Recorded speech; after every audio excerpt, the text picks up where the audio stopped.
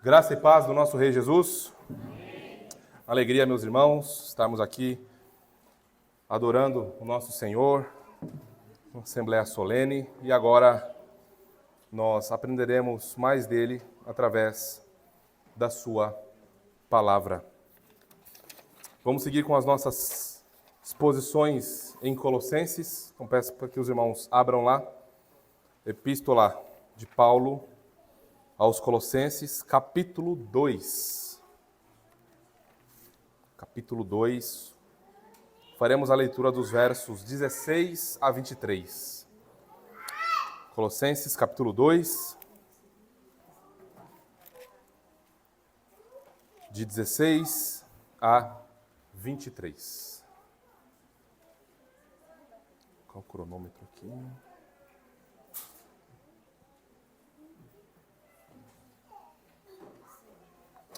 Vamos ler, meus irmãos, a Escritura? Diz assim a palavra do nosso Deus.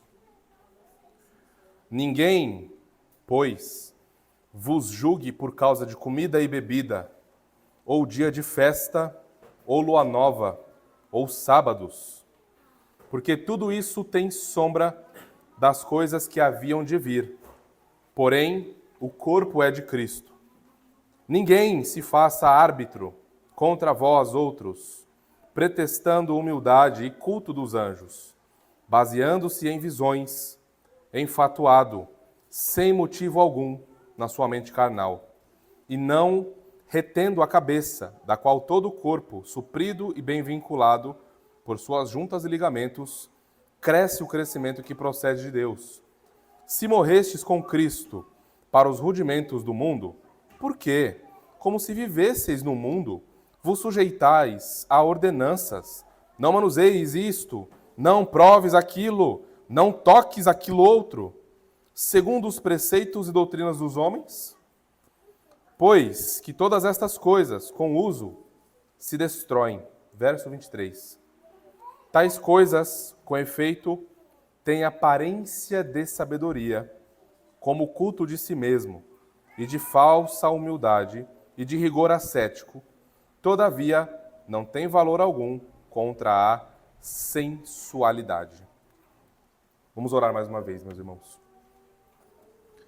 Pai Santo, agora, Senhor, uma vez mais, invocamos o nome do Teu Filho Jesus e no poder do Teu Espírito nós nos entregamos a Ti nessa hora, Senhor, rogando por uma operação interna e eficaz da Tua graça soberana, por meio do Teu Evangelho soberano, através do Senhor, ó Espírito soberano. Dá-nos, Senhor, mais amor por Jesus, mais disposição para a santificação, mais urgência da pregação do Evangelho.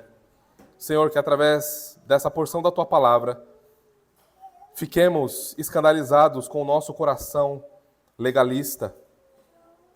Fiquemos escandalizados, Senhor, com a graça e o amor do Senhor por pecadores como nós. Ó Deus, nós rogamos a Ti que essa porção da Tua palavra fira os nossos corações, para que amemos mais o Teu Evangelho. Ó Deus, faça isso também com os pecadores obstinados em nosso meio, com as nossas crianças. Senhor, que hoje seja dia de justificação.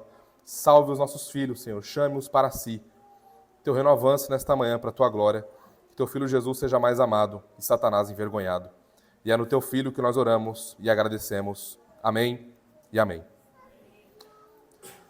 Meus irmãos, muitos de vocês conhecem aquele clássico chamado O Peregrino, não é?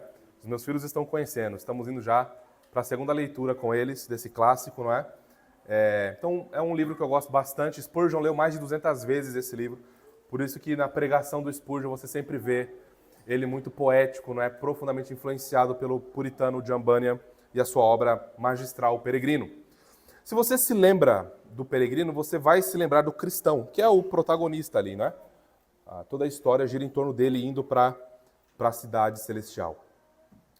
Ele, no início de sua caminhada, ele carrega um fardo nas suas costas, um fardo muito pesado. Um fardo quase impossível de carregar, não é? Que o atrapalha em toda a sua jornada, até que algo acontece. Mas, até que ele consiga se livrar desse fardo que o acompanha desde o início, portanto, da sua saída da cidade da destruição, ele encontra algumas pessoas no caminho, na sua jornada. Ele encontra, por exemplo, o Senhor legalidade, o Senhor moralidade e o Senhor sábio segundo o mundo. Em todas as interações com essas personagens aqui, o cristão ele sempre recebe algumas sugestões e orientações de como arrancar o fardo de suas costas, não é? E aí você tem vários caminhos são apresentados para ele. Cristão, para você arrancar esse fardo das suas costas, para você resolver o seu problema, o problema da sua vida, você precisa fazer boas obras, cristão. Você deve fazer muitas boas obras. Cristão, tem algumas regras aqui que você precisa observar e segui-las à risca. E aí você vai dar um jeito no teu fardo. Vai ser resolvido o seu problema.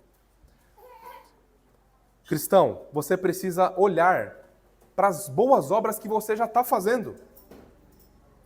Olhe para você, olhe para o seu coração, olhe para o seu eu interior, não é? E você vai alcançar, não é, a paz e esse fardo não vai mais te incomodar. Cristão, olha, aquela lista que foi apresentada ali pelo Senhor Legalidade, ela é boa, mas eu tenho mais aqui para você e elas são mais eficazes. Enfim, vários caminhos são apresentados para cristão para ele poder se livrar do seu fardo. Nenhuma dessas recomendações e sugestões dão certo. Elas não têm poder para arrancar o fardo pesado que cristão carrega por conta dos seus pecados, a culpa dos seus pecados. E aí então algo acontece. Não é olhando para o seu eu interior, não é buscando conselhos no sábio segundo o mundo, não é observando a lista do Senhor legalidade, nem as boas obras do Senhor moralidade. Acontece que cristão chega a um lugar chamado Monte Calvário. E lá, no Calvário, o cristão tem uma experiência. A graça de Deus o alcança. O seu fardo cai. O peso das suas costas é retirado. A culpa por sua vida, enquanto vivia na cidade da destruição, é removida. E cristão, portanto, agora segue a sua peregrinação rumo a Sião celestial, rumo à cidade celestial, sem o fardo pesado em suas costas. Irmãos, o que essa brevíssima lembrança da obra do Bunyan sobre o cristão nos lembra? Nos lembra que o mesmo evangelho que Bunyan pregou no Peregrino é o que Paulo prega agora para nós em Colossenses. O mesmo evangelho da graça de Deus. Jesus Cristo é suficiente e o legalismo é inútil. O legalismo não produz nada de bom em alma nenhuma. O legalismo é uma desgraça. Cristo Jesus é suficiente contra as desgraças do legalismo. Nós precisamos, irmãos, logo de cara aqui nesse sermão, lembrar que inserir qualquer tipo de regra, mandamento, comando, visando o aperfeiçoamento espiritual, a parte de Jesus Cristo, é o mesmo que virar as costas para o Evangelho da graça de Deus. Inserir qualquer coisa para o nosso aperfeiçoamento ou salvação é o mesmo que iniciar como o peregrino iniciou. Pegar os fardos pesados dessas regras, desses legalismos inúteis e carregar nas nossas costas. Resumo do nosso sermão. Os cristãos devem evitar caminhos perigosos de se submeter a práticas religiosas legalistas, cujos objetivos são aperfeiçoamento espiritual ou aceitação diante de Deus. Pois tudo isso é encontrado somente pela fé em Jesus Cristo. Nesse texto que nós lemos, o apóstolo Paulo nos mostra 3 caminhos perigosos que devemos evitar, pois esses caminhos visam desviar o nosso coração da suficiência de Jesus Cristo. Repetindo, os cristãos devem evitar caminhos perigosos de se submeter a práticas religiosas legalistas, cujos objetivos são aperfeiçoamento espiritual ou aceitação diante de Deus. Pois tudo isso é encontrado somente pela fé em Jesus Cristo. E nesse texto, portanto, nós encontramos 3 caminhos perigosos que devemos evitar. Por questões de tempo, nós ficaremos apenas no primeiro caminho hoje. Tá bem? Nós vamos ficar apenas nos versículos 16 e 17, que é o primeiro caminho. O primeiro caminho é o legalismo. Tracinho. a falsa espiritualidade das regras. Segundo caminho, o misticismo, tracinho, a falsa espiritualidade das experiências. Terceiro caminho perigoso que os cristãos devem evitar, o ascetismo, tracinho, a falsa espiritualidade dos rigores humanos. Versos 20 a 23. O segundo caminho, versos 18 a 19.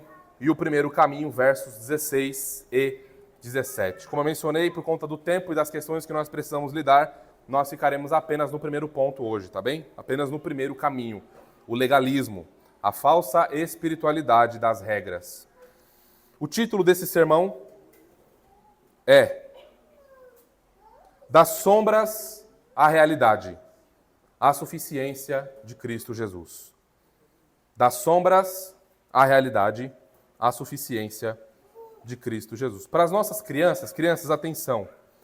Para vocês, a palavrinha que vocês devem pesquisar nesta semana e possivelmente nas próximas, vamos ver como que as coisas vão caminhar, é a palavrinha suficiência. Tá bom? A palavrinha difícil, né? Complicadinha ela. A palavrinha que vocês devem pesquisar essa semana é suficiência, tá bom? Deixa eu resumir para vocês o sermão desta manhã. Crianças, atenção, tá?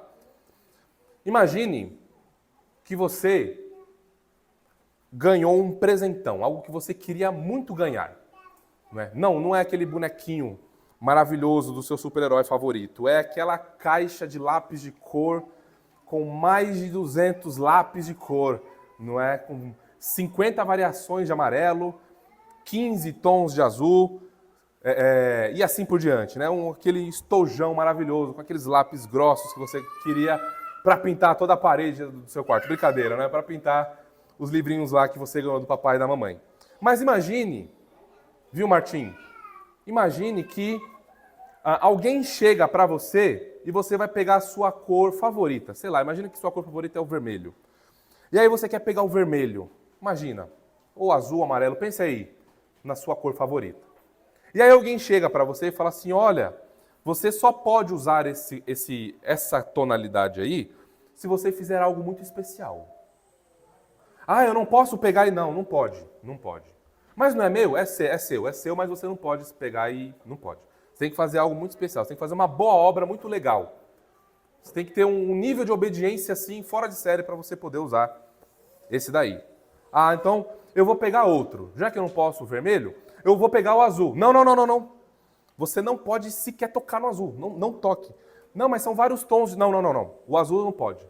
Está proibido. Não pode o azul? Nem o vermelho. Não pode. Ah, então eu vou usar o amarelo. Não toca no amarelo. O amarelo é sagrado. Eu vou pintar o quê, meu Deus do céu, não é? Não toca no amarelo. Você ficaria triste, não ficaria? Chateado? Todo lápis que você pega não pode. Né? Você é proibido de tocar nesses lápis de cor. A caixa está completa, você tem lá todas as cores à sua disposição. Você não precisa de mais nada, mas você não pode usar. Está proibido de usar. Isso, pequenos, isso é o legalismo. O legalismo vai olhar para você e vai dizer, você não pode fazer isso, você não pode fazer aquilo. Ah, para você conseguir uma bênção de Deus ou um presente do papai e da mamãe, você tem que fazer isso, isso e isso. Então, se você fizer, você ganha. Mas, cuidado. Não faça muito bom uso disso não, porque senão você pode se prejudicar. Apesar de você já estar com todo o seu presente à disposição. Note, em Jesus Cristo, pequenos, vocês têm toda essa caixa de lápis. Jesus Cristo é como essa caixa de lápis. Suficiente. Você tem tudo que você precisa para pintar o seu desenho. Porém, o legalismo, ele vai dizer que você não pode usar certos lápis ou certas cores para pintar. Então a gente precisa tomar muito cuidado com o legalismo, porque o legalismo, ele vai desviar os olhos que vocês precisam ter da pessoa bendita de Jesus Cristo. Então toda a sua alegria, toda a sua satisfação, a paz do seu coração está em Jesus Cristo. O legalismo ele vem para roubar a sua atenção. Eu vou ficar feliz se eu ganhar um presente, eu vou ficar feliz, eu vou obedecer se eu fizer aquilo, se eu ganhar aquilo outro. Isso é o legalismo. Tá bem? O legalismo ele não é o evangelho da graça de Deus. E em Jesus Cristo, pequenos, vocês têm tudo que vocês precisam. Vocês têm vida, vocês têm esperança, vocês têm vida eterna, vocês têm comunhão com Deus. Então corram hoje para Jesus Cristo. À tarde, depois do almoço, orem com o papai e com a mamãe. Fala, papai e mamãe, peça para Jesus Cristo vir a mim. Eu quero Jesus Cristo, eu quero conhecê-lo. Orem assim, nessa tarde, depois do almoço. Tá bem? Não deixe papai e mamãe esquecer, não. Tá bom, pequenos? Irmãos, vamos então trabalhar agora, para toda a igreja, o nosso primeiro ponto. Tá? O título do sermão, mais uma vez, é Das Sombras à Realidade, tracinho, a suficiência de Jesus Cristo, ou a suficiência de Jesus Cristo contra os desvios dos homens. Tá? Mas o primeiro título soa mais poético. Mas eu gostei muito do segundo também, então eu trago para os irmãos aqui que gostam de anotar, né? São títulos possíveis para essa sessão aqui, tá bom? Vamos então, o primeiro caminho que os cristãos devem evitar, que são caminhos perigosos. E esse caminho está mais perto de nós, como reformados, do que o liberalismo. O liberalismo é um caminho mais distante da gente. O legalismo ele é mais sutil em nosso arraial. Então nós precisamos tomar muito cuidado com ele, tá bem? Então vamos lá, versos 16 e 17. Ninguém, pois, vos julgue por causa de comida e bebida, ou dia de festa, ou lua nova, ou sábados. Vamos parar aqui, tá? Vamos parar aqui, nessa primeira parte do versículo 16. Ninguém, pois, vos julgue por causa de comida e de bebida. O legalismo, nesse texto, irmãos, ele se manifesta, em um primeiro momento, como comida e como bebida, não é? E nós, antes de avançarmos, precisamos definir o que é legalismo, porque há muita confusão sobre o que significa legalismo, não é?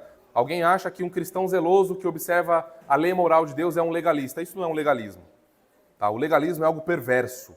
O legalismo é algo que corrompe o evangelho da graça de Deus. O legalismo é algo que vai cegar a tua mente, o teu coração e afastar você de Jesus Cristo para depender de algumas coisas. E nesse texto aqui nós vamos ver como isso é bem sutil. Então, o legalismo é usar, presta atenção, meios até saudáveis. O legalista não necessariamente vai pegar uma heresia e aplicar uma heresia e elevar a heresia. Não necessariamente ele vai fazer isso. Por isso que ele é mais sutil. O que o legalista faz? Ele usa meios saudáveis. Ele usa aquelas coisas que são boas. Só que ele faz isso corrompendo aquilo que é bom, visando transformar aquilo em mérito e condições para ser aceito por Deus ou para se perceber superior aos outros. Muita atenção nisso. Nós temos falado há alguns sermões sobre aquele tipo de teologia e de pensamento e de visão, que seja lá o que for, que é adotado e que é saudável e que é bom, mas que está promovendo soberba no coração. Em vez de você olhar para isso com reverência, com humildade e render mais tempo de oração ao Senhor pela bondade dele em dar aquilo a nós usamos aquilo que é bom, que faz parte da boa criação de Deus, para nós nos ensoberbecermos. Aqui é o primeiro sinal de alerta. O legalista, ele tem o coração muito inflado. O legalista, ele se acha mais humilde do que todos. Lembra daquela ilustração do diácono? Que foi eleito pela igreja o diácono mais humilde, ganhou uma medalha, e no dia seguinte, no culto, ele estava lá com a medalha? Mais humilde dos diáconos. É mais ou menos por aí. Então tomem cuidado, porque o nosso coração, hoje pela manhã, pode ser revelado um coração legalista. Eu espero que o Evangelho da Graça de Deus nos humilhe nesse aspecto.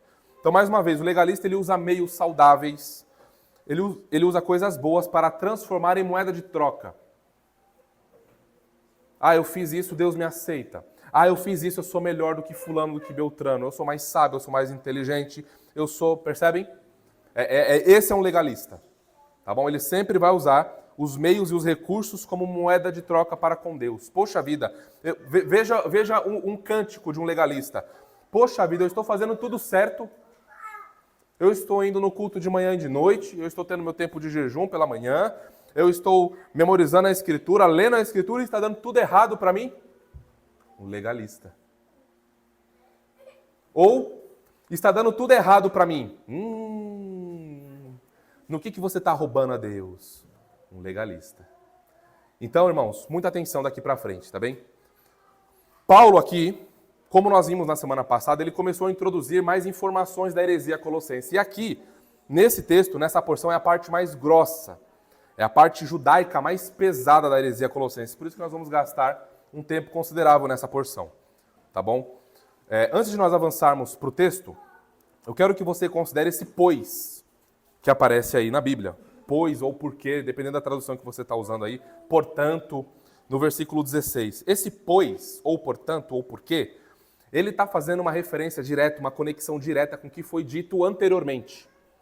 Então, se você está com o sermão da semana passada aí, ou da semana retrasada fresquinho, você vai lembrar que no versículo 14 nós lemos o seguinte, Paulo dizendo, olha, tendo cancelado o escrito de dívida que era contra nós e que constava de ordenanças, o qual nos era prejudicial, removeu-o inteiramente, cravando-o na cruz. Então o contexto de Paulo aqui é retomar a atenção dos colossenses prestem atenção que eu estou continuando o argumento. Prestem atenção que vocês foram unidos a Jesus, né? Vocês tiveram seus pecados perdoados, vocês ressuscitaram com Cristo, morreram com Cristo. Agora prestem atenção que o que eu estou dizendo agora não está desvinculado com o que eu falei ali. Então continuem com isso bem fresquinho, tá bem? É uma progressão no argumento, uma aplicação da obra de Cristo no argumento em revelar a heresia colossense e a loucura dessa heresia. Então, unidos a Jesus não há mais condenação, a dívida foi paga por obras de Jesus, não por obras da lei, não por algo que nós fizemos, mas porque Jesus Cristo fez. Então a maldição da lei, a maldição do pacto de obras que foi quebrada lá no Éden, Adão quebrou, Adão desobedeceu a Deus e todos agora, depois de Adão, morrem junto com ele, essa maldição foi quebrada. Jesus morreu e ressuscitou e, portanto, nós unidos a Jesus agora temos reconciliação e acesso ao Pai. Guardem isso. Dessa maneira, nós vemos aqui Paulo agora enfatizando uma vez mais a suficiência de Jesus Cristo. Essa sessão toda, irmãos, do capítulo 2 é enfatizando a suficiência de Jesus Cristo, pois nele habita corporalmente toda a plenitude da divindade. Pois nele habita todos os tesouros da sabedoria e do conhecimento. Então, o capítulo 2 de Colossenses, até o final, é enfatizando, aplicando aquilo que a gente viu no capítulo 1, dos versos 13 a 23. Ele é antes de todas as coisas, ele criou todas as coisas, ele criou os principados, os poderes, os domínios, os tronos, ele é soberano sobre tudo. Ele não é mais um espírito no meio desse cosmo, desse caos aí espiritual, ele é Deus verdadeiro, encarnado. Então o que Paulo faz agora no capítulo 2 é aplicar desde o primeiro versículo aquilo que ele enfatizou no capítulo 1. Vamos ver a supremacia e a majestade de Jesus Cristo agora aplicada na vida da igreja e dos crentes. E aí então, o texto nosso diz assim, ninguém, pois, vos julgue. Não é? O texto começa assim, ninguém, pois, vos julgue. Esse julgar aqui tem a ideia de desqualificar, ok? Então, assim, ninguém pode desqualificar você, cristão. Ninguém pode olhar para você e fazer uma avaliação negativa, crítica, nesses termos em que Paulo está colocando aqui. Então, ninguém pode julgar você. Os falsos mestres, eles estavam julgando os cristãos colossenses. Os judaizantes ali, não é? Eles estavam julgando, estavam dizendo que alguns cristãos, se não todos, obviamente aqueles que não concordavam com eles, eram cristãos de nível inferior. Todos os cristãos que não concordavam com eles, que não praticavam o que eles estavam praticando, eram vistos como cristãos de linha inferior, cristão menor.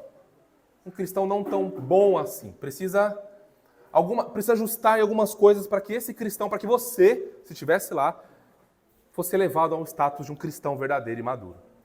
E aí Paulo está dizendo, opa, espera um pouco aí, ninguém, pois, desqualifique vocês. Não por essas coisas. E o texto continua, vamos lá, vamos olhar, ó. E aí ele vai dizer, ninguém, pois, vos julgue por causa de comida e bebida. Até aqui, vamos parar aqui. Ó, vale lembrar, lá no versículo 8 do capítulo 2, Paulo disse o seguinte, ó. O alerta continua, tá? Esse alerta, ele vai permeando tudo aqui. O alerta é cuidado. Lembram que esse cuidado aqui, ele é, ó, prestem bastante atenção. Não brinquem com isso. Ó, se liguem, atentem. Presta atenção. Esse cuidado é nesse sentido. que ninguém vos venha a enredar, prender, enganar, com a sua filosofia e vãs sutilezas, conforme as tradições do mundo, dos homens, e não segundo Cristo. Em outras palavras, cuidado para que ninguém, de maneira sutil, pegue vocês e prenda vocês. E vocês sequer vão perceber, porque o negócio é sutil, vãs sutilezas. Então o alerta continua, só que agora a gente vai vendo mais desenvolvimentos dessa heresia, né? Aqueles tentáculos do povo estão se mostrando. A gente viu 10 tentáculos, de repente surge mais 15. A heresia vai tendo seus desdobramentos, tá? Então o que Paulo está dizendo aqui, ninguém desqualifique vocês. Ninguém tem autoridade de criticar vocês no sentido negativo por causa de comida e bebida. E aí a gente precisa entender bem o que é isso aqui. O que significa comida e bebida. Porque comida e bebida, não é? A primeira imagem que me vem à cabeça é a pizza e uma H2O, zero. Quando fala em comida e bebida, talvez venha outra coisa na sua mente, né? Os seus referenciais aí, né? Não sei se são tão ruins quanto os meus, mas aparecem alguns referenciais de comida e bebida. Aqui, veja, Paulo, ele está falando, além dele estar trazendo à lembrança uma dieta rígida, um cardápio de alimentos está em vista dele aqui, é claro, alimentos autorizados e alimentos não autorizados, conforme as leis dietéticas mosaicas. O ponto alto que Paulo quer demonstrar aqui é que essas leis cerimoniais, elas faziam com que os colossenses, segundo os hereges, fossem impuros ou puros. Era assim que eles estavam julgando as coisas na igreja.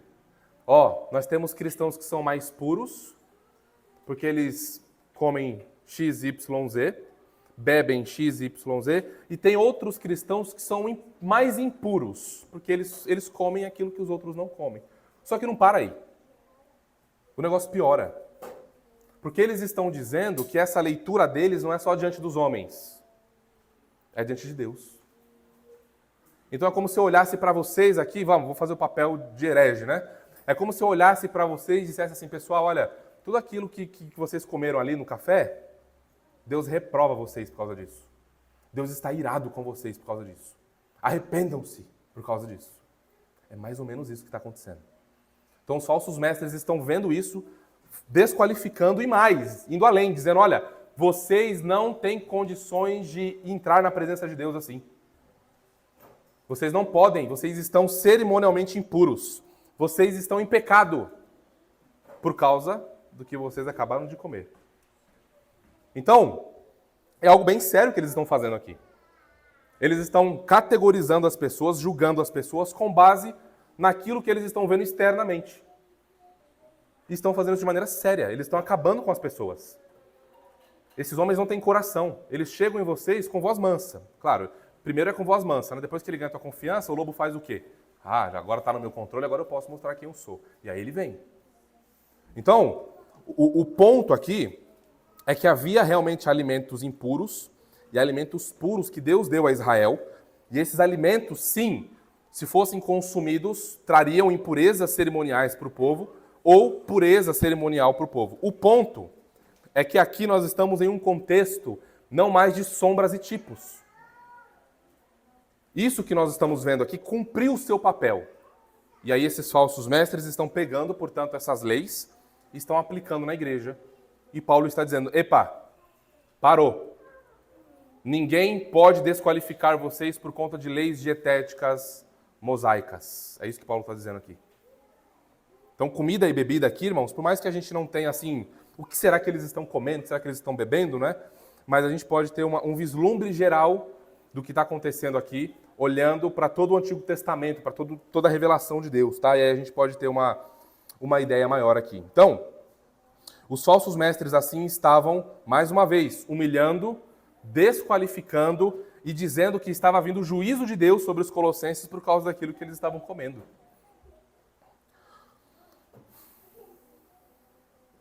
Será que era carne de porco que eles estavam comendo? Não sei. Será que era vinho que eles estavam bebendo? Possivelmente. Por conta do voto de Nazireu e outras questões envolvendo vinho? Possivelmente. Mas o ponto central é este, irmãos. O ponto central é esse. O ponto central é que determinados alimentos, para eles, se fossem consumidos, estavam afastando as pessoas da presença de Deus. Isso é muito sério. A gente não vai a alguém e diz assim, você está pecando, você está em pecado de qualquer maneira. A gente precisa tomar cuidado com isso. Porque a gente precisa abrir a Escritura e ir até o irmão e abrir a Escritura e ler a Escritura. A gente não pode ir de maneira leviana, de maneira irresponsável. Você está em pecado. Por que eu estou em pecado? Irmãos, nós precisamos tomar cuidado com algumas frases que a gente ouve por aí. Às vezes a gente até fala essas frases. Vou mencionar aqui algumas delas. Olha, crente de verdade não pode comer isso e aquilo. Crente que é crente de verdade não bebe isso e aquilo. A gente precisa tomar cuidado com esse tipo de fala. Porque essa é uma fala legalista. Precisa tomar cuidado. Tá? Crente de verdade não prova isso e aquilo. Cuidado, em relação ao alimento, tá? Em relação à alimentação. É esse o ponto aqui. Então a gente pensa que isso está muito distante de nós, mas não está não. Está perto da gente. Pertinho da gente. Ora, é óbvio que a gente deve cuidar da nossa saúde. Óbvio. Óbvio que a gente deve ter uma alimentação saudável e boa. Praticar um jiu-jitsu, não é? Maravilhoso. Mas a gente precisa tomar cuidado quando a gente pega essas escolhas alimentares e estilos de vida pessoais e eleva ao patamar de santidade pessoal. Quando a gente faz isso, a gente tem problemas graves. Porque aí a gente está dizendo que determinada pessoa é aceita ou rejeitada por Deus com base nesses padrões que nós estabelecemos. E quem que estabeleceu esses padrões? Estão percebendo o cuidado que a gente deve ter com isso? Crente de verdade não toma café. Algumas seitas pseudo-cristãs dizem isso. Alguns crentes, crente maduro não come bacon, não come carne. Não é? Não é só judeu que diz isso, tá? Não é só muçulmano que diz isso. Seitas pseudo-cristãs aqui do nosso lado dizem isso. Cristão maduro não toma refrigerante.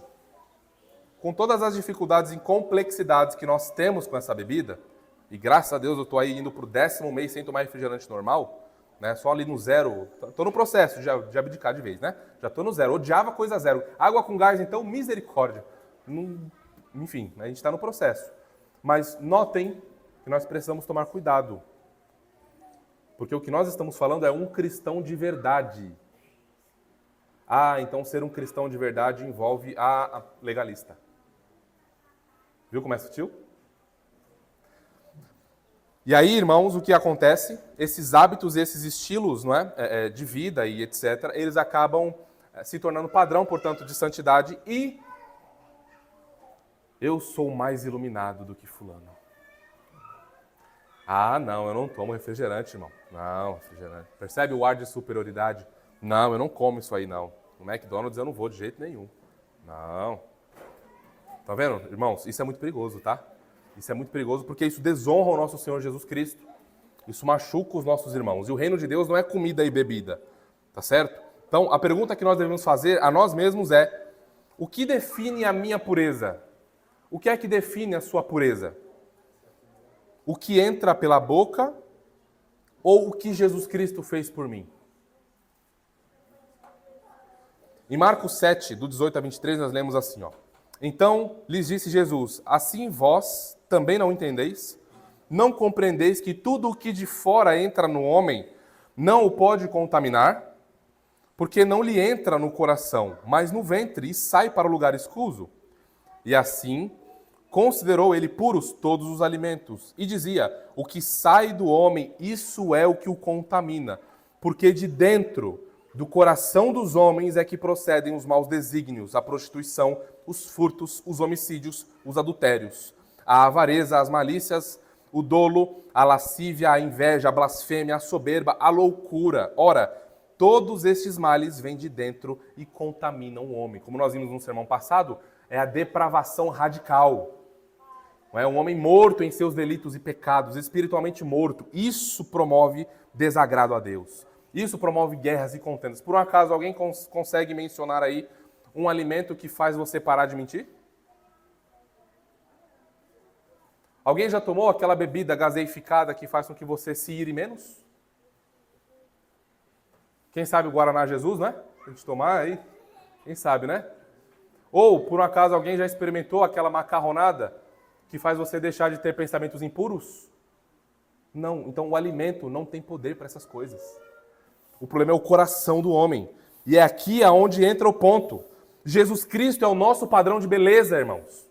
De pureza, de santificação. Não o nosso cardápio.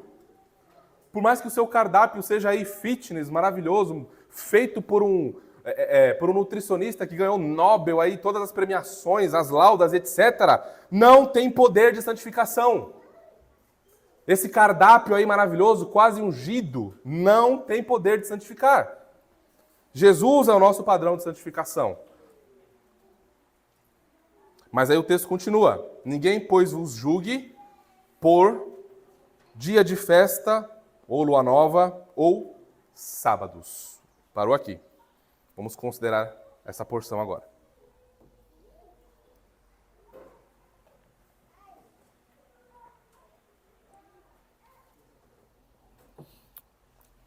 Essa tríade de expressões aqui, dia de festa, lua nova ou sábados, é uma expressão bem conhecida dos judeus, muito bem conhecida.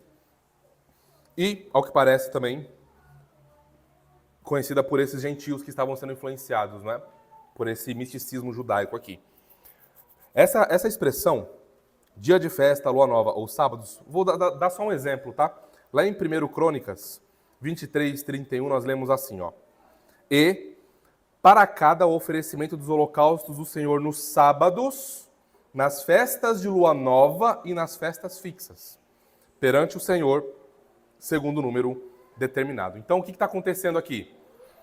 Os judaizantes, os hereges, eles não estavam apenas usando o cardápio, não é? Leis dietéticas, para condenar, julgar, causar confusão na igreja no meio dos crentes lá, em Colossos, mas eles também estavam utilizando o calendário litúrgico judaico para dizer que, vocês não só precisam... olha só onde a coisa vai, tá? O desdobramento disso. Começa com a alimentação e vem para o calendário judaico. Além de vocês observarem as coisas que vocês andam comendo aí, vocês precisam organizar toda a vida religiosa de vocês, tudo que vocês estão fazendo, com base no calendário judaico. Porque ele é santo, ele é piedoso, ele tem poder. Em outras palavras, se você não está familiarizado com isso, eu vou mostrar quais são as festas, tá? São 7 festas que englobam aqui. Teria a 8ª, mas eu tirei o ano do jubileu, porque ele acontece a cada 50 anos, tá? Mas teria o ano do jubileu, mas eu tirei. Então, nós temos pelo menos 7 festas aqui, que envolvem o calendário judaico, e veja o tamanho do peso que de pouquinho em pouquinho vai sendo colocado. Você vai fazendo concessões, né? Você vai abrindo a porta, ó. Daqui a pouquinho você está com um peso na sua cabeça que você não consegue nem andar. Você não consegue nem respirar. Você está igualzinho um cristão no peregrino, com aquele fardo nas costas, pesado, e nada tira. Porque só o Evangelho da Graça tem poder para isso. Então, vamos olhar cada uma dessas expressões aqui. Nós temos festas anuais, festas mensais e festas semanais. Vamos olhar as festas que acontecem ao longo do ano, né? Que são 7. Nós temos a Páscoa. Era uma festa que acontecia, né, no ano judaico, ao longo do ano. Você pode ver essa lista lá em Levítico 23, tá? Todas essas festas estão mencionadas lá. A Páscoa. Você tem a festa dos pães sem fermento, tá? Festa das primícias, Pentecostes, festa das trombetas, dia da expiação, tabernáculos. Daqui a pouquinho a gente vê cada uma delas, tá? A lua nova aqui nesse texto que menciona são celebrações mensais. Então, a cada novo mês que entrava, né, santas convocações eram convocadas pelo Senhor, então havia celebrações que o povo de Israel fazia. Geralmente ali no primeiro dia de cada mês. Você pode ver isso em Números 10, 10. Era um tempo de consagração e de renovação. Um novo mês está surgindo, então vamos nos consagrar ao Senhor, vamos nos entregar ao Senhor, os nossos filhos, nossa família, nosso gado, tudo que temos. É um novo mês, vamos renovar a nossa fé. E nós temos os sábados semanais. Os sábados semanais era onde o Shabat, não é, era observado no dia de sábado. Então nós temos esses sábados semanais acontecendo. Então, Esses eram os fardos que os falsos mestres estavam colocando nos cristãos em Colossos. Tem uma coisa, irmãos, que nós precisamos sempre lembrar. O falso evangelho, ele é detectável. Por mais que ele se pareça muito com o verdadeiro em alguns aspectos, mas ele é detectável. Uma árvore se conhece pelos frutos. O falso evangelho sempre vai dar frutos. Guarda isso. O falso evangelho sempre promoverá isso na alma das pessoas. 2 pontos. Vai tirar a alegria da graça e vai devolver o peso das regras do pecado. O peso do pecado, a culpa do pecado, virá como nunca colocado sobre você. A ênfase no pecado sem igual. Não, você não consegue, realmente você não tem condições, você é fraco, isso e aquilo, e nunca vai direcionar você ao evangelho. Sempre assim, ó, você precisa fazer isso, você precisa fazer aquilo, mas nunca direcione os seus olhos a Jesus. O quanto você está fazendo isso? Como você está fazendo isso? Descanse na graça e na obra de Jesus. O legalismo não faz isso.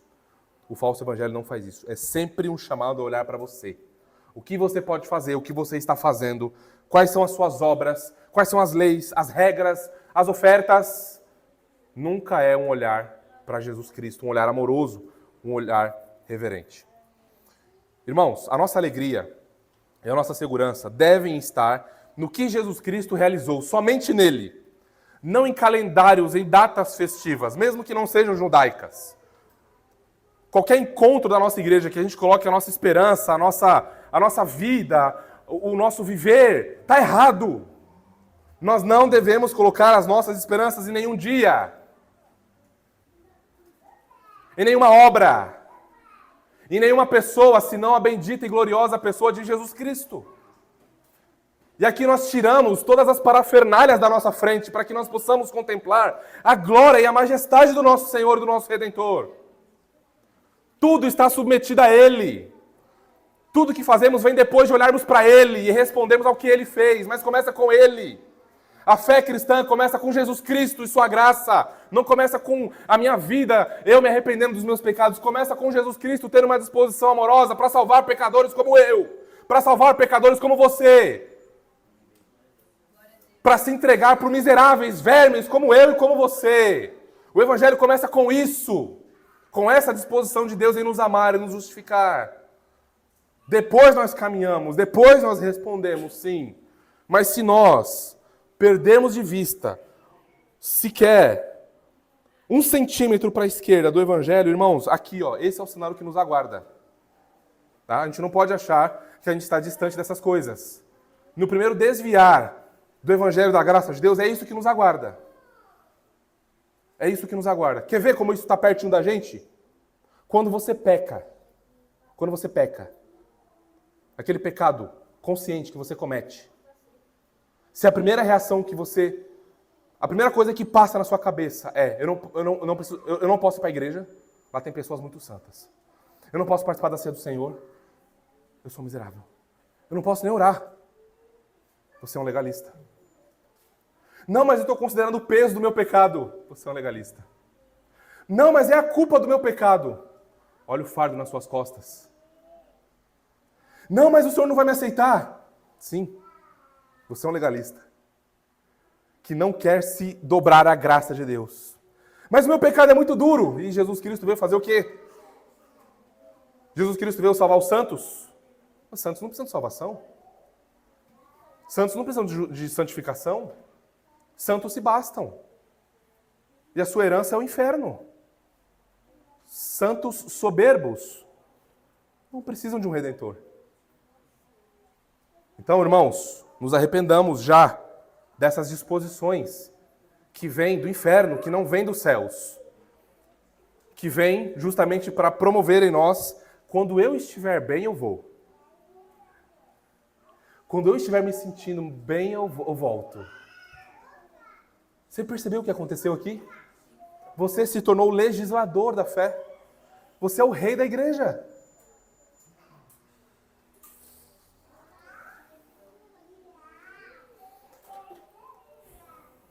Nós não ficamos mais perto de Deus em determinadas épocas. Pensa no Natal, por exemplo, né? Na data festiva. Ah, não, no Natal as pessoas estão estão mais dispostas a ouvir o evangelho. Não. Elas continuam iguais. Mortas em seus delitos e pecados. Ai de você se não der um presente para ela. A pessoa não me dá presente e ainda quer ficar falando essas coisas de evangelho comigo. Está morto em pecado, irmãos. Então ninguém está mais perto de Deus numa data mais específica. O ano novo, as pessoas querem renovar a vida. Né? Vou falar com elas do evangelho e tal. Elas gostam de vestir branco, né? Vou falar para elas como as vestes delas estão sujas por causa do pecado, né? Elas estão iguais. Só vão virar para você e dizer assim, você acabou de estragar meu ano novo. Estou te bloqueando, não fala mais comigo. Tchau. Continuam com as mesmas disposições em seu coração. Né? Não tem um momento do ano, assim, uma data festiva, assim, não é mística, em que de repente Deus dá mais da sua graça e os pecadores estão mais inclinados ao ver. Não existe isso, irmãos. Isso é coisa que criaram na nossa cabeça. Não existe isso. Ao mesmo tempo, nós precisamos lembrar que nós não estamos mais perto ou distantes de Deus por causa de alguma coisa que a gente faça. Nós estamos em Deus ou não por meio de Jesus Cristo. Nós não estamos em Deus ou não se nós cumprimos o nosso checklist da leitura bíblica mensal e anual, não é? É bom ler a Bíblia, claro que é maravilhoso. Mas nós não estamos mais perto ou mais distantes de Deus por conta daquilo que a gente faz. Mas é por conta do que Jesus Cristo faz e fez por nós. Avançando. Entrando no verso 17. Porque tudo isso tem sido sombra das coisas que haviam de vir. Porém, o corpo é de Cristo. Aqui é onde nós vemos as coisas sendo colocadas em seus devidos lugares. As cartas sendo colocadas na mesa por Paulo. Ele está dizendo que essas coisas aqui, que o pessoal estava lá, não é? Focado, dando ênfase, querendo aplicar e tudo mais, tudo isso era sombra. Sombra. O que é sombra aqui nesse texto? É um exemplo que aponta para algo futuro, ou prefigura, ou antecipa algo que está por vir. Então, todas essas que o pessoal estava lá brigando, lutando, né? E até hoje tem um monte de gente por aí colocando arca nas igrejas, né? Tocando chofar, usando talit, kippah, etc. Igrejas que se dizem cristãs trazendo, né? Toda essa agenda judaica, não é? Celebrando Páscoa com cordeirinho, com a erva, com pãozinho lá, trazendo todos esses elementos para dentro da igreja cristã. Não é? Mas são todos elementos judaizantes, judaicos, que já passaram. E o texto diz, o corpo é de Cristo. Quer dizer, o cumprimento da realidade da sombra. Para entender isso é bem simples. Tem um sol bom ali, né? Quando você sair na calçada, vai bater o sol em você. Você vai ver a sua sombra. Pergunta, você é a sua sombra? Não. A sua sombra aponta para você, que é a realidade. Você é mais glorioso do que a sombra. É isso que acontece quando nós damos ouvidos a essas coisas, irmãos. Nós cantamos, o véu se rasgou, não é? Perdoe aqui a voz ruim para a cantoria. Mas quando nós viramos as costas para Jesus Cristo e abraçamos essas coisas, nós estamos recosturando ou costurando novamente o véu. Nós estamos dizendo que eu não quero o Jesus Cristo que já veio. Eu quero um outro Salvador, porque esse não é suficiente. É isso que nós estamos falando, irmãos. Quando nós começamos a dar atenção para essas coisas, quando essas coisas começam a brilhar nos nossos olhos, não é? Nossa, a nação de Israel, e etc. Nossa, as festas gloriosas. E daqui a pouco você está usando um kippazinho, daqui a pouco você está lá com um talit, daqui a pouco você está indo numa sinagoga, reconstruindo as coisas que o Messias já cumpriu. Pegando esses elementos e dizendo que eles são suficientes para nós. Não. Para eu me sentir bem, eu preciso celebrar a Páscoa. Eu preciso comer eu preciso daquela celebração. Eu preciso sentir aquela erva amarga, né? Aquele cordeirinho, o vinho. Eu preciso. Aí eu vou me sentir bem. Se eu não celebrar a Páscoa, eu não vou me sentir bem. Se eu não celebrar a festa dos tabernáculos, como ela era no Antigo Testamento, porque ela tem um assim, você precisa fazer. Eu fiz, nossa, eu me senti assim tão diferente. A atmosfera na minha casa mudou. Irmãos, o que era a Páscoa? A Páscoa tinha um propósito. Relembrar a libertação do Egito. O povo era escravo, dominado. O povo não descansava, o povo trabalhava de sol a sol, de domingo a domingo, eram escravos, eram mortos, eram abatidos, não é? E vem a Páscoa, lembrando que Deus libertou o seu povo, venceu o Egito, e Yahvé derrotou todas as divindades do Egito e livrou o seu povo da morte pelo sangue do Cordeiro Pascal. Apontando para Jesus Cristo. Como que a Páscoa se cumpre em Jesus? De diversas maneiras, destaquei algumas. Jesus é o Cordeiro que tira o pecado do mundo. Ele é o nosso Cordeiro Pascal, segundo 1 Coríntios 5,7. O seu sangue nos livra da ira de Deus, Romanos 5,9. Então aquele sangue nos umbrais apontavam para o Redentor que viria. Jesus morrer na Páscoa e instituir a ceia, a mesa que nós temos diante de nós, não é à toa. Porque ele é o cumprimento daquilo. A nossa justificação, a Páscoa aponta para a nossa justificação, irmãos. Então não é a Páscoa pela Páscoa, não é a celebração pela celebração. É para quem aquela celebração apontava. A festa dos pães sem fermento. Qual que era o propósito? Acontecia 7 dias depois da Páscoa. Para comer o pão sem fermento em memória da pressa. O povo teve que sair correndo do Egito. Não olha para trás, deixa lá as roupas, pega o que dá e vai embora me adorar. Por isso que pão sem fermento, não dá tempo do pão fermentar. Pega aí do jeito que está, sem fermento, e vai e come. Como que isso se cumpre em Jesus? Isso mostra também, é um símbolo de pureza, de santidade. Como que isso se cumpre em Jesus? Cristo é o pão celestial, sem fermento, que alimenta e santifica o seu povo. Ele é o maná celestial. A festa do pão sem fermento aponta para a santificação em Jesus Cristo. Não é a festa pela festa. É a festa apontando para a realidade que viria. E já veio! Para de querer ficar comendo essas coisas! Para com isso! Querer ficar comendo pão sem fermento lá, ó, os colossenses lá, os gentios miseráveis lá comendo pão puma, comendo pão sovado. O que é isso? Herege, olha lá, todos ímpios, todos impuros. Para com isso, abra os olhos. Você está com os olhos nas sombras. Olhe para a realidade. A festa das primícias. Qual que era o propósito da festa das primícias? Reconhecer que toda a colheita, tudo que vinha, era de Deus, por sua graça e providência. Então o que a gente fazia na festa das colheitas? A gente das primícias, a gente consagrava aquela primeira colheita, e consagrava ao Senhor. Como que isso se cumpre em Jesus? Jesus é as primícias dos que dormem. A festa das primícias não é sobre simplesmente celebrar a plantação, é sobre ressurreição. Veja como as pessoas que estão presas nas sombras não conseguem ver, não conseguem enxergar, é tudo carnal. Elas leem tudo com suas mentes carnais, interpretam tudo com seus corações carnais. A festa das primícias é sobre ressurreição, é sobre a nova criação em Jesus. Vejam a glória e a majestade de Jesus explodindo aqui ao olharmos para essas festas e seu cumprimento nele. A festa de Pentecostes.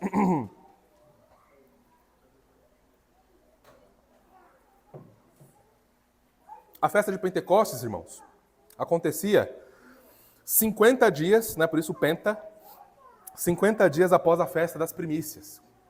E a celebração do término da colheita e lembrava a entrega da lei de Deus no Sinai a Moisés. Como que isso se cumpre em Jesus? No Sinai, a lei foi dada em tábuas de pedra. No Evangelho, a lei é escrita nos corações. A festa de Pentecostes apontava para o novo nascimento, para uma nova era que seria inaugurada pelo Messias, por meio de sua obra. A festa de Pentecostes nos lembra da habitação do Espírito no seu povo. Lembra de Atos 2? No dia de Pentecostes, o Espírito veio sobremaneira sobre o seu povo. E lembra da colheita espiritual sem igual, que já está acontecendo. Lembra nos primeiros capítulos de Atos? Quase 3.000, quase 5.000. E o mundo sendo virado de ponta cabeça por meio do Evangelho da graça de Deus. O que é isso? O rei do Salmo 110. O seu cetro está sendo estendido. As nações estão se prostrando. As colheitas estão vindo. Colheita espiritual acontecendo. A festa das trombetas, não é? O pessoal por aí se acha muito espiritual para ter lá um berrante, alguma coisa, e ficar fazendo aquele barulho chato e feio que dá dor de cabeça em todo mundo que ouve. E se acha super espiritual. Ó, a festa das trombetas. E toca aquilo lá. Olha a loucura que eles fazem por causa da cegueira do legalismo. Qual que era o propósito disso no Antigo Testamento? Chamar o povo ao arrependimento e anunciar o início do mês nas solenidades finais. Como que isso se cumpre em Jesus? Ele, ao som da trombeta, virá. A trombeta que tocará. A voz do arcanjo que será ouvida. É simbolizado numa convocação total ao arrependimento de que o rei está vindo. Lá em Marcos 1,15, quando nós ouvimos arrependei-vos, pois é chegado o reino dos céus, é a trombeta do Senhor tocando e chamando o povo ao arrependimento. Olha, o rei veio. E a festa das trombetas? Caiu. O rei está aqui. A festa das trombetas também aponta para a segunda vinda de Jesus Cristo. Ele virá e nós aguardamos. Sabemos que ainda há muitas coisas para acontecer, há muitos impérios para cair. E ele vencerá porque ele é rei soberano e tem toda a autoridade nos céus e na terra. Ele não é um rei perdedor, ele não é um rei que perde. Ele é um rei vitorioso, soberano e que decreta todas as coisas para a sua glória. Ele não é um rei que fica pedindo permissão. Ele derrotou Roma, ele derrotou o Egito, ele acabou com Sodoma e Gomorra. Ele vai acabar com todos os impérios ímpios também, pois ele é rei gracioso e sem igual e vai avançar. Mas a festa das trombetas aponta para a segunda vinda. E ouvirá o som da trombeta. E a última trombeta. Percebem? Olha quanta coisa se perde quando a gente fica enfatizando a sombra. A gente fica lá, nossa, que sombra bonita, que sombra legal, fica interagindo com a sombra e a realidade está bem aqui, ó. E eu fico lá, brincando com a sombra. O dia da expiação, o Yom Kippur, bem conhecido esse, né? Alguns até falam em hebraico. Propósito, expiar os pecados do povo por meio do sumo sacerdote que entrava no santo dos santos com sangue, para aspergir na arca, né? No propiciatório da Arca da Aliança. Isso aqui é mais fácil, não é? Como é que isso se cumpre em Jesus? Ele entrou no santos dos santos com o seu próprio sangue e obteve a eterna redenção. Hebreus 9, 11 e 12. Jesus é o sumo sacerdote perfeito.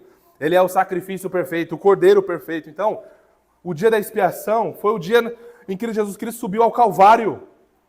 Foi o dia em que ele recebeu a justa condenação pelos nossos pecados que nós merecíamos. Ali está a nossa expiação, não na festa, que é realizada uma vez por ano. A festa dos tabernáculos era uma festa que acontecia 5 dias depois do dia da expiação. Qual que era o propósito? Lembrar Israel do tempo que habitou em tendas no deserto. Lembram? Até o templo ser construído, o tabernáculo era o que acompanhava o povo ali. Como que isso se cumpre em Jesus? Você se lembra de João 1,14? E o verbo se fez carne e tabernaculou entre nós. Habitou entre nós, cheio de graça e de verdade. Aqui está o cumprimento da festa dos tabernáculos. Jesus é Deus habitando com os homens. A festa dos tabernáculos apontava para essa realidade futura. Jesus é o tabernáculo definitivo, o templo definitivo. É isso que nós aprendemos com a festa dos tabernáculos. E a festa da lua nova? Lá em Números 28, propósito, marcar o início de cada mês em consagração e renovação. Como que isso se cumpre em Jesus? Se alguém está em Cristo, é nova criação. As coisas velhas se passaram, eis que tudo se fez novo. Jesus dá início à nova criação, onde tudo é renovado pela graça. Nós vamos fazer a nossa renovação pactual daqui a pouco na ceia do Senhor. Todo domingo fazemos isso, por causa da obra de Jesus Cristo. Então nós não precisamos nos pegar a festas passadas que já cumpriram o seu propósito. Nós temos a realidade. Por que eu vou ficar olhando para a sombra se eu tenho o sol da justiça diante de mim? Por que eu vou ficar morrendo no frio, na sombra, se eu tenho o sol para aquecer meu coração e minha alma? E agora nós temos, portanto, as festas semanais. O sábado é um mandamento dado em Êxodo 20, de 8 a 11, apesar de já ter, não é, o seu fundamento e a sua observância antes de Êxodo. Qual que é o propósito do sábado semanal? Descansar em Deus e lembrar que Ele é o Criador e Libertador do seu povo. Lembra? O povo era escravo, o povo não descansava. Se alguém parava ali uns minutinhos, era chibatada, da pesada. Não tinha descanso, o povo não repousava. E o povo estava, portanto, oprimido. Então, o descanso semanal nos lembra que o grande Yahvé, ele é o Criador de todas as coisas, ele é o libertador do seu povo. Então o povo parava para lembrar disso. Hoje é o dia de descanso, onde eu vou descansar no meu Senhor. E como que isso se cumpre em Jesus? Ele é o descanso para as nossas almas cansadas e aflitas. Não é um dia da semana. É a pessoa bendita de Jesus Cristo. Por isso que muitos de nós, não dá para nós entrarmos aqui, uma brevíssima nota de rodapé aqui, irmãos. Não dá para nós entrarmos aqui para trabalharmos como que o Shabat é observado, não é? Hoje, no domingo, no primeiro dia da semana. Isso se dá pela nova criação, pela ressurreição de Jesus Cristo, tá bem? Não dá para nós entrarmos nisso agora, nós não temos tempo de falar disso agora, tá certo? Mas por que é que nós, muitas das vezes, nos sentimos muito cansados no domingo? Por que é que parece que a gente não descansa, a nossa alma não descansa? Porque a gente está falhando num aspecto essencial em observar o Shabat. Nós não estamos indo a Jesus. É isso que está acontecendo.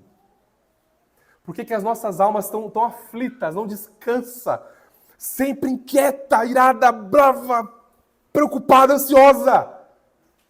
Nós estamos falhando em um aspecto essencial. Não há um poder místico no domingo, assim como não havia no sábado. Não há um poder místico aqui. Óbvio, Deus se faz presente de maneira sobrenatural, sem igual, porque é o maior meio de graça que Ele nos deu e o Espírito Santo está operando aqui de maneira sem igual. Sim, isso é verdade. Mas nós temos de ir a Jesus e descansar nele. Do contrário, nós não estamos observando direito o dia do Senhor. Jesus disse, vinde a mim vós que estáis cansados e sobrecarregados. O que a gente faz? Pega mais coisa para ficar mais cansado e mais sobrecarregado. E não vai a Jesus. E não descansa em Jesus, irmãos. Então, o sábado aponta para o descanso eterno nele, que nós já desfrutamos agora. Está disponível a nós, a todo crente que tem fé. É só ir a ele e descansar nele. Ele é, portanto, o nosso descanso eterno, o nosso Shabat eterno. Em sua obra descansamos seguros. Em sua obra nós descansamos seguros. Por que nós observamos o dia do Senhor? Porque nós estamos descansando na obra de Jesus.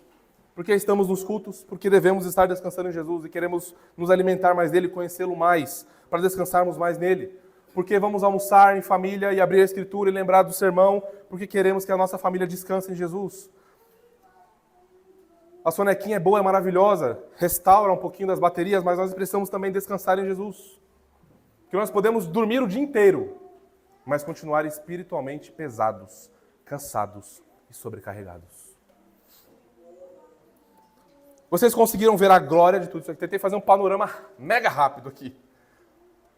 Vocês estão vendo a loucura que é de eu ficar pegando as sombras, pegar as festas e ficar enfatizando isso e esquecer da realidade, que é 1000 vezes mais gloriosa e mais poderosa. Paulo está aqui gritando para todos nós, como ele gritou aos Colossenses, não voltem às sombras, abandonem as sombras, acabem com as sombras. Essas realidades passaram, Jesus veio, Ele é suficiente. Nos lancemos em Cristo, corramos para Cristo, abracemos a Cristo. É dele que a nossa alma precisa, é dele que nós precisamos. Queimem as sombras. Tragam o sol da justiça para iluminar essas sombras, essas densas trevas do coração, que faz com que a gente se apegue a essas coisas tão pequenas, tão mesquinhas, tão frágeis. Irmãos, temos de lembrar, portanto, que buscar viver nas sombras e aplicá-las hoje é blasfêmia. É blasfêmia. A gente ouve por aí, não, porque tal denominação, tal igreja guarda o sábado, mas eles fazem para o Senhor. É blasfêmia. Isso é blasfêmia. Esse é o nome que a gente tem que dar para as coisas. Blasfêmia. Isso passou, cumpriu. A realidade está em Jesus. O dia da nossa ressurreição, que nós celebramos a nova criação, é o domingo, onde nós observamos o Shabat cristão. Guardar qualquer outro dia da semana, por mais boa a intenção que a pessoa tenha, é blasfêmia. Passou. E Paulo está dizendo isso aqui. É blasfêmia. Isso é vã filosofia. Isso é tradição de homens. Isso não é o evangelho da graça de Deus. Isso é, novamente, voltar às estruturas antigas. É um ataque direto contra o Senhor Jesus. Portanto, irmãos, em Jesus vivemos na plena realidade do Evangelho. Qualquer outra coisa que você... você é crente, legal, então você precisa disso aqui também, Ah, você tá precisando disso aqui também, a sua vida está faltando isso aqui. Ah, Jesus Cristo é bom, mas você está precisando fazer um plus aqui, vem aqui fazer meu curso, vem aqui ver essas coisas. Irmãos, tudo isso é blasfêmia. Qualquer coisa que vise dizer a você que a fé em Jesus não é suficiente e que você precisa, portanto, observar qualquer outra coisa que seja, anátema, queime, corra, chute para longe de você, heresia, blasfêmia. É um ataque direto ao Evangelho da graça de Deus. Não precisamos voltar a celebrar nenhum tipo de festa judaica. Elas são obsoletas, elas passaram, cumpriram seu papel histórico. A realidade está em Jesus. Ele nos basta, Ele é suficiente, Ele é a realidade. Portanto, irmãos, nós devemos anunciar isso ao mundo. O Messias já veio. O Messias veio, cumpriu o seu papel, levou sobre si os pecados do seu povo. E agora a justificação está disponível nele, somente nele, pela graça de Deus. Caminhando aqui para o final, meus irmãos. Então nós vimos, a primeira parte desse sermão, nós consideramos que o primeiro caminho perigoso que os cristãos devem se afastar é o caminho do legalismo. Nós consideramos isso nos versos 16 e 17. Então, irmãos, cuidemos, observemos, vigiemos, pois o caminho do legalismo, como nós vimos, é um caminho blasfemo, é um caminho perigoso, é um caminho bem sutil, que sequer às vezes percebemos. Por isso que nós precisamos sempre da luz do Evangelho da Graça, da Escritura diariamente, iluminando as nossas almas. O legalismo rouba a nossa alegria. O legalismo rouba a nossa alegria. Rouba a comunhão da alegria, da comunhão da igreja. Os irmãos não podem ter comunhão. Os irmãos não podem conversar. O que você está indo na casa do outro? O que você está falando da igreja? O que você está falando de mim aí? Legalista, o legalismo. Ele rouba, é um parasita. Ele acaba com a alegria da igreja, da comunhão da igreja. Ele rouba a liberdade dos membros. A gente tem liberdade em Cristo, não é agora? Estamos livres em Cristo. E essa liberdade não é libertinagem para a gente se entregar ao pecado. Pelo contrário, agora somos livres em Cristo Jesus. Não há nenhuma corrente de pecado que nos prende quando nós estávamos mortos em delitos e pecados. Livres das amarras, da escravidão do pecado, temos liberdade em Jesus. O legalista não gosta de ver pessoas livres. O legalista quer trazer amarras, quer trazer julgos pesados, quer prender vocês, prender as pessoas. Rouba a glória de Jesus e destrói o Evangelho. É isso que o legalismo faz. Portanto, irmãos, fazer isso, voltar às sombras, seja ela de qualquer sorte, voltar às sombras, não é? Desejar um trono de Davi físico no suposto milênio é voltar às sombras. Desejar Jesus reinando fisicamente no milênio futuro é voltar às sombras. Isso é blasfêmia. Isso é um ataque ao Evangelho da graça de Deus. Não creia nessas coisas. Isso é mentira. Isso promove falsas expectativas no coração das pessoas. O trono de Davi cumpriu o seu papel. Jesus agora reina no trono celestial. Não voltemos às sombras. Não voltemos às sombras. O coração do legalismo sempre vai ser Jesus Cristo e mais alguma coisa. Jesus Cristo e mais alguma coisa. Quando o coração do crente busca qualquer outra coisa que não seja Jesus para ser aceito diante de Deus, nós temos um legalista ali. Um legalista acabou de nascer. Irmãos, sondemos as nossas almas. Tudo que o legalismo oferece é morte. Uma vida em sombras. Tudo que o Evangelho oferece é vida. Uma vida nova na realidade que é Jesus Cristo. Então nós precisamos responder, irmãos, nesta manhã. Será que há alguma coisa rondando o nosso coração onde nós temos buscado suficiência, onde nós temos buscado paz, onde nós temos buscado a segurança das nossas almas? Talvez seja no tamanho da família, talvez seja na educação dos filhos, talvez seja no ter filhos, talvez seja no casamento, talvez seja no trabalho. Qualquer outra coisa que é colocada em sua vida, que você comece a contemplar que aquilo pode trazer suficiência e paz e tranquilidade, alegria ao teu coração, a parte de Jesus Cristo, você acabou de encontrar um coração legalista. Então nós precisamos, irmãos, nessa manhã, ir a Jesus Cristo e rogar a Ele que nos conduza pelo caminho reto. Veja se há em nós algum caminho mau e nos dê verdadeiro arrependimento. Vamos orar?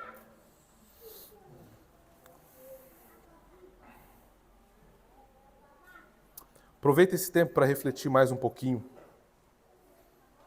Será que há alguma área da sua vida que você tem vivido como um legalista?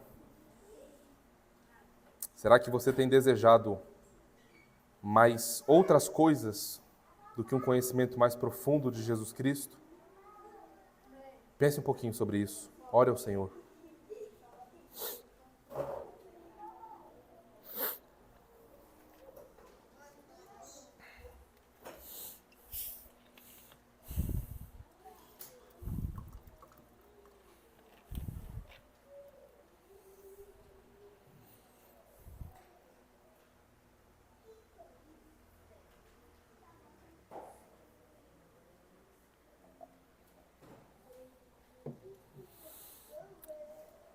Pai gracioso, muito obrigado, Senhor, pela libertação e graça que temos no Teu Filho Jesus.